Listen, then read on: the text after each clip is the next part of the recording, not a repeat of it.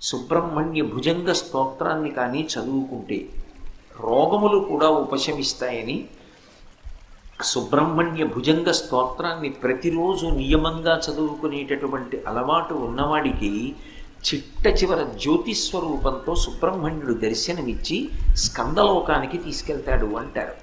అంత శక్తివంతమైనటువంటి సుబ్రహ్మణ్య భుజంగాన్ని తిరుచెందూరు అని సముద్రపుట్టున ద్రవిడ దేశంలో ఉంది క్షేత్రం. ఆ తిరుచెందూరులో కూర్చుని శంకరాచార్యులు వారు రచన చేశారు. ఆయన ఆ స్తోత్రాన్ని రచన చేసేటప్పుడు మొట్టమొదట విఘ్నేశ్వరుణ్ణి ప్రార్థన చేశారు. ఆ ప్రార్థన చేస్తూ బహు చిన్న శ్లోకాన్ని ఒకదాన్ని ఇచ్చారు. అందులో సదాబాల రూపాపి విఘ్నాద్రిహంత్రి మహాదంతి వక్త్రాపి పంచాస్యమాన్య